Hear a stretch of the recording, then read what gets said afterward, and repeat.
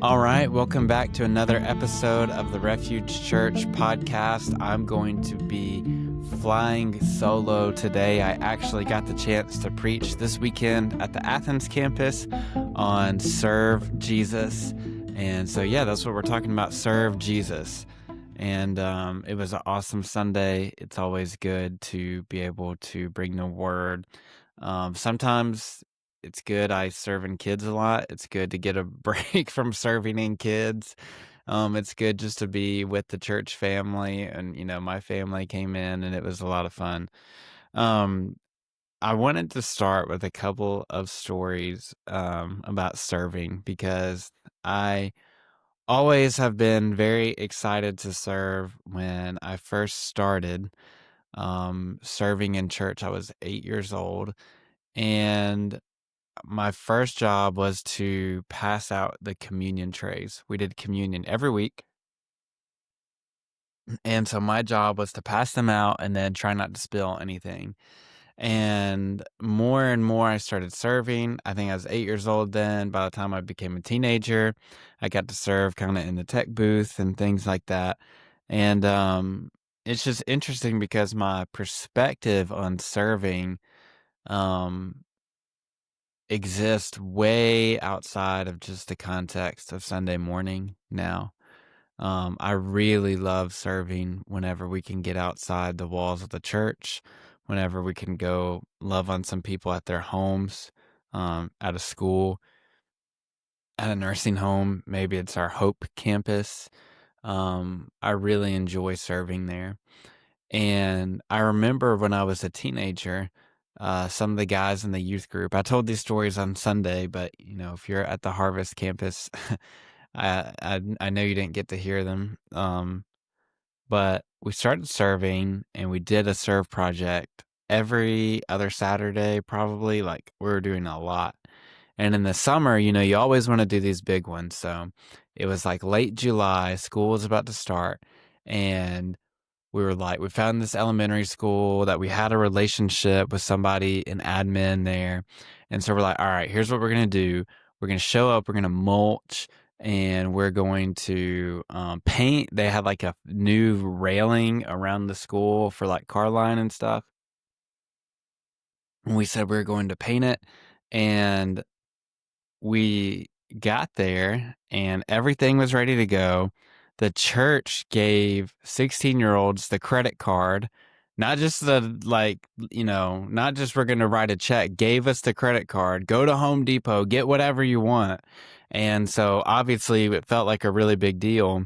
And we didn't just go get bags of mulch. A truck came in and dumped mulch at the school.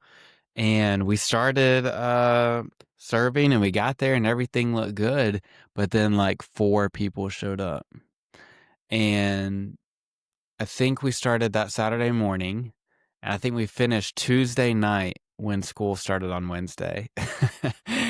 And so it didn't look exactly like what we thought it was going to look like, but we ended up getting it done. Me and the same friend, we were serving one Saturday morning at a place that takes in women and children from abusive homes. And I was running late. I must have been asleep or something. And I get up late, and he calls me, and he's like, "Hey, bro, can you bring a ladder to the serve project on the way?" I'm like, "Yeah, bro, I got you. I'll bring a ladder." And so I went with a ladder a lot of places because I was doing a lot of pressure washing, odd job, stuff like that. I had a 2006 Chevrolet Colorado, and I would throw the ladder in the back of the truck. I'd throw the pressure washer in the back of the truck all the time. But what I realized I had not ever done, and I realized it when it was too late, was I'd never thrown the ladder in the back of the truck and driven on the interstate. And so I'm headed to the serve project, driving on the interstate, and I look in the rearview mirror, and the ladder's just like in midair. It's like 4 feet in the air. And it flies out the back of the truck, bam, smacks the ground right in front of this minivan. And this minivan runs over it. And I'm like freaking out. I'm like, it was so close to going through a windshield. I kind of pull over. I'm a little nervous. I'm like 16, 17, and she pulls in behind me. And 16, 17-year-old me did not have the most clean, appealing driving record. And so I am desperate for no police to be called, no report to be filed, no ticket to be given, whatever. So I get out the car, I look at her car. Miraculously, honestly, I don't see anything, but I barely look at it. And I go right up to the passenger door, I knock on the window. I'm like, hey, everything looks good. There doesn't seem to be any issues. She's like, oh my gosh. I'm like, no, it's okay. And there's nothing wrong. Everything looks good. Don't worry about it. And so I turn the charm on, we start talking, and she's like, you know what? Everything's okay. And I said, all right, so here's what we're not going to do. We're not going to file a police report. We're not going to call the police. She's like, yeah, it's really not a big deal. I don't see any damage. I'm going to drive away. You have a good day. I'm like, awesome. But then my conscience has just started eating me up inside. Like, what if somebody swerves around the ladder in the road and they get into a wreck? And I start feeling bad about this. So I just start running to go get the ladder out of the road. What I didn't remember was going 70 miles an hour, watching all of us go down, the ladder flying out the back, taking about 30 seconds. I pull over. The ladder's probably half a mile down the road. And so I'm running down the road to try to find this ladder. Finally, I'm on I-65. I come over a hill. I see the ladder. It's torn. It's flattened. It's in the middle of the street. Cars are dodging it. I wait for an empty spot. I'm like, all right, 1, 2, tighten it up. No cars are coming down. Run out on the road. I grab it and I just sling it off the road. I'm like, crap. Now I'm running really late. And so I start running back. And at the time, that 2006 Chevrolet Colorado had no aux cord. My radio had broken or something. So I had my AirPods in. I did a lot of work at the time with my AirPods in. So I had the nice AirPod Pros. And so the noise canceling's probably on. And so I'm running back to the car. As soon as I can see the car, I'm almost there. I hear whoop whoop. And I turn around and there's a state trooper behind me. And I'm like, you have got to be kidding me. This lady said she was not calling the police. And I say, hey, officer, what's going on? He's like, do you know anything about a ladder in the road? I said, maybe. What about it? He's like, yes, we got a call that there's a ladder in the road. I can't find it. They said it was right here. I said, well, it was my ladder. And I got it out of the road. He's like, what? You ran off in the middle of the interstate and got out the road? I'm like, yeah. He's like, did you know we would have done that? I'm like, no, honestly, I had no idea. So he kind of gave me a hard time about doing it, told me never to do it again. I get back into the car, I check my phone, and I have a text from a friend I don't see very often, but we're in a group text of people that like play Xbox together. And he's like, boys, I'm pretty sure I just saw Ian running from a state trooper on foot down the side of I-65. And so I'm like, yeah, you did. That was me. And I know I go home and I buy a new ladder. That's the same make and model. One day we're changing the smoke alarm. My dad's like, is this ladder brand new? And I just say, yeah, don't worry about it. And I think this was, let me think, I'm 23. So this would have been like 5 years ago, 6 years ago. And yeah, 6 years ago. And I told him 2 months ago what the actual story was on why he had a new ladder. I just said, yeah, it's a new ladder. Just don't worry about it. I do a lot of work with the ladder and stuff. So the reason I chose to tell those stories on Sunday is the more that I started thinking about serving, the more I just started thinking about humility. And my third point on Sunday was creating or serving creates spaces for humility. And I'm going to pull up some of these verses that we used on humility.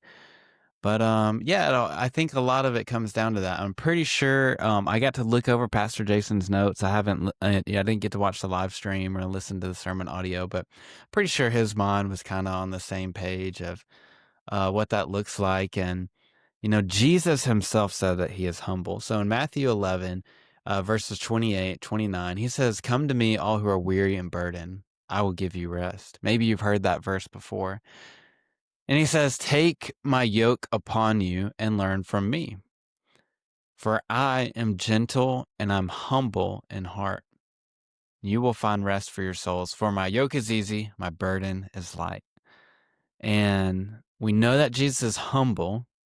We also know he came to serve. In Mark 10, verse 45, the disciples, they get into an argument about who's going to sit at his right and left hand at his throne. And you can tell in Mark, the question in Mark is, who is Jesus? And you can tell in chapter 10, these disciples are not all the way there yet. They think that his intern or his his core group is going to become his internal group is going to become like his cabinet in a physical kingdom when he comes into his glory as a king. And Jesus says, "You're missing the point. Can you be baptized with my baptism? Can you drink from the cup that I have to drink from?" And he says, the Gentiles, when they have authority, they lord it over people. And he says a very powerful line, "Not so with you.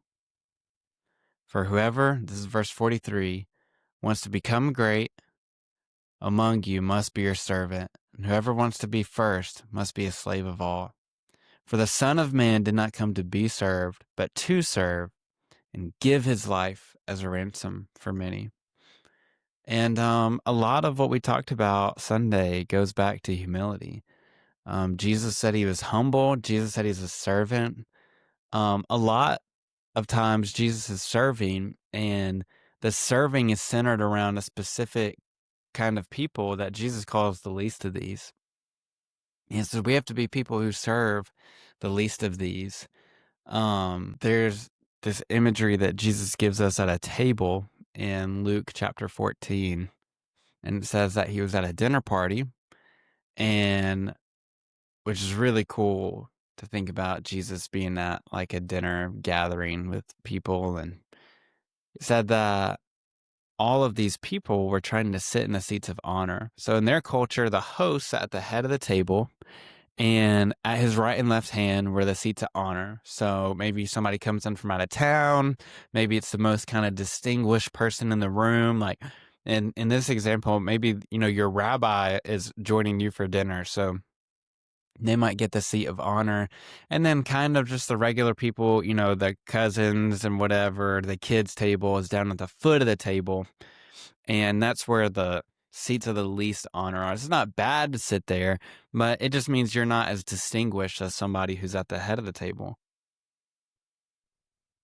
And so Jesus said, "Let me give you this advice." In verse 8, "If you're invited to a wedding feast, don't sit in the seat of honor. What if somebody more distinguished than you has also been invited? The host will have to come and say, give this person your seat, and then you'll be embarrassed, and you'll have to take whatever seat is left at the foot of the table. Instead, take the lowest place at the foot of the table. And then your host sees you, and he will see you and come say, 'Friend, we have a better place for you.' And then you will be honored in front of all of the other guests. For those who exalt themselves will be humbled, and those who humble themselves will be exalted." Then he turned to the host and he said, "When you put on a luncheon or a banquet," well, let me go back. So he teaches a lesson about humility, um, always taking the seat at the foot of the table. And for us, that could look like all sorts of things. We don't necessarily have that culture in how we eat, but, let's say there is a serve project. Let's say we're doing a food distribution as a church. Um, what if you showed up and said, "I want the job that nobody else wants to do"? What if instead of being somewhere in a social gathering where you distinguish yourself to the point that you need to be brought down, what if you just were always humble? Um, and so I think that that speaks a lot to us, even though we don't even have that exact context of a dinner table in the places that we sit. Um, but yeah, I think that speaks a lot to us. I think that's good imagery for me. If I sit at the foot of the table, then I know that I'll get brought up, or maybe I will. But if I sit at the head, I could be brought down. And maybe I end up at the foot of the table either way, but only one way has a positive possible outcome. And, I guess it's not even negative because you don't get embarrassed if you sit at the foot of the table and then the people are like, "Yeah, that's a good place for you." All right, now we're back. Sorry about that. Um, yeah, so we're talking about being humble, and the next part of that story is now so Jesus he says, "Let me give you some advice," to the guest at the banquet. Now he turns to the host, and it says that he said to the host, "When you put on a luncheon or a banquet, don't invite your friends, brothers, relatives, or your rich neighbors. They will invite you back, and this will be your only reward. Instead, invite the poor, the crippled, the lame, and the blind. And at the resurrection of the righteous, God will reward you for inviting those who could not repay you." That verse was deeply convicting for me, and I think it should be convicting for our church. I mean, not just ours, but the church as a whole. I was talking to Pastor Andrew the other day, and I said, obviously, I know there's some logistics things that we want to have for our church. Like Athens would love a new building and things like that. I said, but besides all of that, what would your dream be for our campus? He said, a church that reflects what our community looks like. Hispanic people, Haitian people, whatever that looks like. And, I thought about it, man, it's so easy to invite my family. Really, maybe you have a family situation that it's a little bit more strange and it's harder, but it's easier to invite my friends and my family. Um, it's harder to invite people who require extra mercy sometimes. Sometimes it's harder to, you know, in the event, let's say I carry some cash to give a homeless person some money. Sometimes the temptation is, I'll just give them this money and I'll get on my way. Sometimes it's harder because it's uncomfortable to say, "Oh, what's your name? Can I pray for you? What happened? How long have you been out here?" Start that conversation. It's kind of uncomfortable. Um, but I think God is calling us to that. I asked our church family on Sunday, when was the last time you were uncomfortable serving somebody? And I think it's because God requires us to serve the least of these. He tells the story that the king will separate people into the righteous ones and the unrighteous, and he'll say to the righteous, put you here because you fed me and you gave me something to drink when I was thirsty, and you visited me when I was sick, and you visited me when I was in prison, and you clothed me when I was naked. And they'll say, "Lord, when did we do that for you?" And the king will say, "Well, whatever you did for the least of these brothers and sisters, you did for me." And so that's our calling, is to be uncomfortable. Um, let's see. What else do I want to talk about? Serving the least of these, the first point that I made was serving's the standard in God's kingdom. And I'm pretty sure that was in Pastor Jason's notes as well. Serving is the standard. Now, why is that? Why is that the standard? What have we been commanded to do? And Saying I'm going to serve Jesus is basically saying, I'll do what God asks me to do. I will do what Jesus asked me to do. So, what is he asking me to do? And so you're thinking about love your neighbor as yourself. You're thinking about treat others the way you want to be treated. All of these things that God asks us to do are ways of serving Jesus. It might look like me treating somebody the way I want to be treated is for me or it's for them, but I'm doing it because God asked me to. The Bible says in Luke chapter 10 that one day an expert in religious law stood up to test Jesus by asking him this question: Teacher, what should I do to inherit eternal life? And Jesus replied, Well, what does the law of Moses say? How do you read it? And the man answered, You must love the Lord your God with all your heart, soul, strength, and mind, and love your neighbor as yourself. Right? Jesus told him, Do this and you will live. And the man, he wanted to justify his actions. So he asked Jesus, Well, who is my neighbor? I think this is a good response. I was listening to some commentary going into the message on Sunday about this, and some of the guys I listened to were talking about how it's almost like a time capsule, because we were talking about love your neighbor as yourself, and this guy kept putting it on himself. Well, how do I love myself? What does that look like? What is myself? And a question that this guy asked Jesus is, Who is my neighbor? And Jesus tells him a story, a famous story of the Good Samaritan. One that most of us have known and most of us have heard. And in the story, there's a Jewish man in need of help, and a priest walks by, an intern walks by, a temple assistant walks by, and finally a Samaritan, somebody who hates Jewish people, stops and gives him help. And I think it was cool that in the story, you would think that in this context, in this village, in this Jewish town, that Jesus would tell a story where a Samaritan needed help and the Jewish person actually was like, you know what? I'll help this poor Samaritan. But Jesus told the story that a Jewish person needs help and a Samaritan's the hero. And he just totally flips the script on him. And so asking that question, who is my neighbor? It's everybody. And it's those people that require mercy, especially those that require mercy. And so I love that response from Jesus, treating others how we want to be treated, going back to those very elementary rules.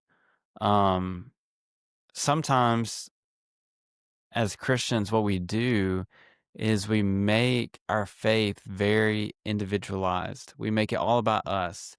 And I think I think for the most part, that's a positive, coming into like our context of Christianity, of non-denominational, Protestant. We've made it a lot saying, hey, it's not about a religion that you follow. It's about your relationship with Jesus. And that's true. And so it's been good. Sometimes the problem with that is we think things are all about us. And what Jesus says, to love your neighbor as yourself, like, the well-being of myself is directly correlated with the well-being of my neighbor.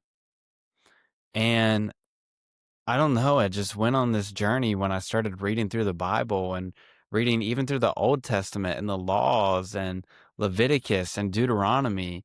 And there's laws about, basically not embarrassing your neighbors when they owe you money or something like that. It's like, man, it makes so much sense why in Leviticus 19 it says to love your neighbor as yourself, and Jesus quotes that and says all of the law and all of the prophets hang on this. It makes sense because if I can love God and love other people, like, I don't know, I was fascinated that so many of these laws had to do with just the well-being of those people around you. When we think about, so many times people say, "Oh, the Bible's a rule book for life." Um, yes and no, I guess. I would honestly lean more towards no. Um, I think it's a narrative about people that got separated from God being rescued back into God's presence. I think there's some issues when we look at it as a rule book for life, but even when we look at these rules, like these books that are the law, like Leviticus, like Deuteronomy, we think that it's going to be like, okay, do this, don't do this, do this, don't do this, do this, don't do this, do this, don't do this. It's like, man, so many of the laws are about family, are about community, about how I treat my neighbors. And so to me, it just makes sense that Jesus said the law and the prophets, they hang on these. Love God, love your neighbor as yourself. And doing that requires you to serve the least of these. In our communities, you don't have to go far to find somebody who's in need of mercy and compassion. Loving people that require lots of mercy and compassion require you to be humble and walk in humility. And yeah, I just think that serving Jesus is something that takes place outside of the church. It happens in the church, certainly, but it's a lifestyle that happens 24/7, serving Jesus, walking in humility. I read Micah 6:8, and Micah is asking the people, like, well, what do you think God wants us to do? If God's asking us to return to him, what do you think he wants us to do? Do you think that he wants 1,000 more rams sacrificed to him? Do you think that he wants us to be like these pagans and sacrifice our children? What is it that God wants us to do? And he says, this is what he requires of you, to do what's right, to love mercy, and to walk humbly with God, with your God. So yeah, I think that Micah sums it up really easily there. Do right, love mercy, walk humbly with God. And then lastly, I'll just say this, I talked about being humble is a way of communion. Not only was Christ humble, but he was humiliated on the cross. And this all started clicking for me recently. But I had times, I talked earlier right at the beginning about me doing these serve projects, about me serving in the church from a young age. And maybe you can relate with me out there, but I just I had grown up in church. I'd been in church a long time. Um, when I got to like later teenage years, I think that I started getting a little bit more bitter and cynical about life because I was showing up to church, but I felt like I wasn't feeling his presence like the people around me. And honestly, what helped me with that was serving Jesus.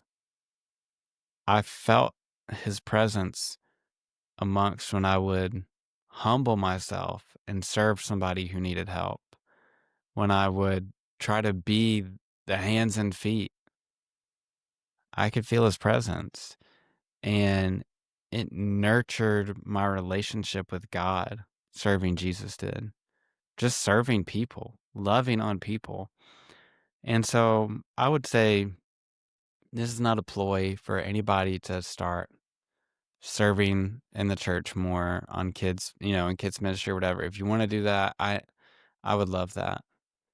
I don't really want to, I'm not ever really the pastor that's like, oh, I don't need your help. I just want it. Like, no, I need help. I'll be honest. But that's not what this is about. If you feel like I've been here a while and it doesn't feel the same, and sometimes I feel far from God, sometimes I feel like we're in worship and everybody else is experiencing God's presence but me.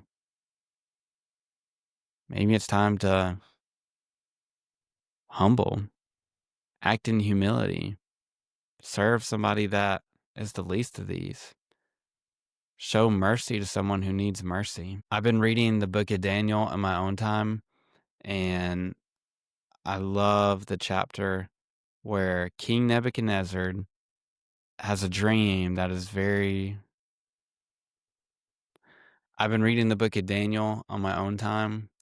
And I love the part in Daniel where King Nebuchadnezzar is warned that if he does not humble himself before God, he will act like a wild animal and, yeah, basically be removed from his palace. And it says, look, we can edit this all that we want. Let's just pull it up. Let's go. Okay, we got the Bible pulled up. And King Nebuchadnezzar in the book of Daniel, he has a dream about this ginormous tree that's like supplying this whole ecosystem. And then it gets chopped down and it's very bothersome to him. And basically, Daniel tells him, hey, you are this tree. And unless you humble yourself before God, then he's going to cut you down. You think that all of your accomplishments and everything that you've done in life, even as a king, is by the result of your hand. But what you don't know is that God has actually allowed it all to happen. And so unless you're willing to humble yourself before God, he will cut you down.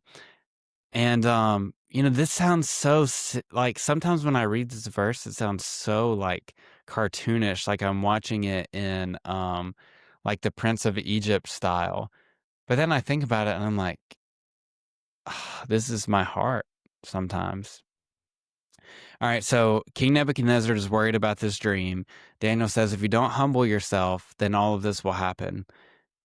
But all of these things did happen to King Nebuchadnezzar. Verse 29, 12 months later, he was taking a walk on the flat roof of the royal palace in Babylon. This is that line that I was talking about. It sounds so like nobody thinks like this, actually. But then I think about it, I'm like, I think a lot of us can relate. As he looked out across the city, so he's walking across his palace, he says, look at this great city of Babylon. By my own mighty power, I have built this city as my royal residence to display my majestic splendor. So he is really feeling himself. But what the heart of it is look what I did. Look what I've done. I'm pretty good at this. While these words were still in his mouth, a voice called down from heaven, O King Nebuchadnezzar, this message is for you. You are no longer ruler of this kingdom. You will be driven from human society. You will live in the fields with the wild animals. You will eat grass like a cow. 7 periods of time will pass while you live this way until you learn that the Most High rules over the kingdom of the world and gives it to anyone he chooses.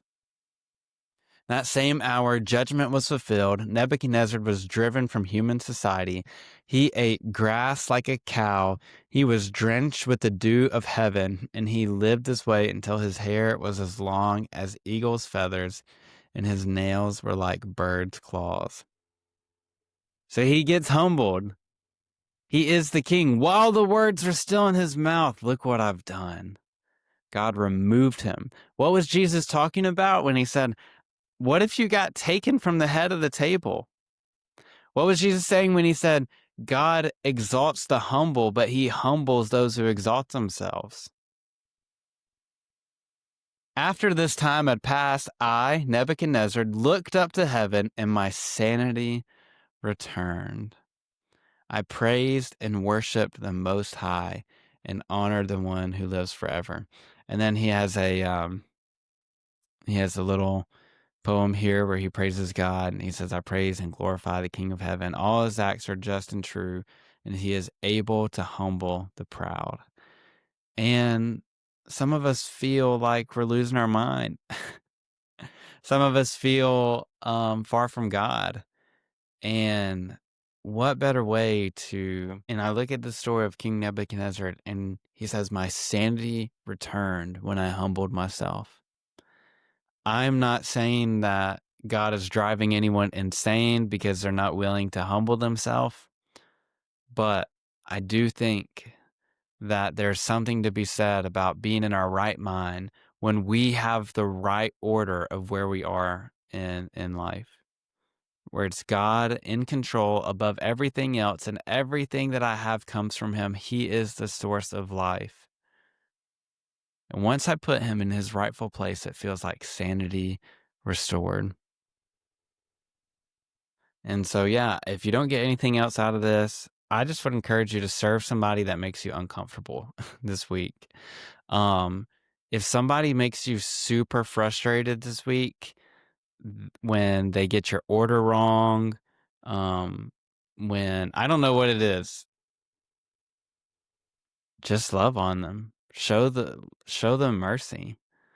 Um, I gave the example Sunday. I mean, I was at the bank the other day, and the person in front of me spoke no English, and they were really struggling speaking with the bank teller. And the people in line were starting to get a little annoyed and irritated. I think the bank teller was starting to get irritated. Loving the least of these, serving Jesus, just looks like having patience in that moment, saying it's okay. I don't know what that looks like for you this week, but I think God is calling us to serve until we're uncomfortable and to humble ourselves before Him, to live in humility like Jesus lived. And yeah, that was week 3. Serve Jesus. I would love for you guys to join us next week for Share Jesus. I've really enjoyed this series.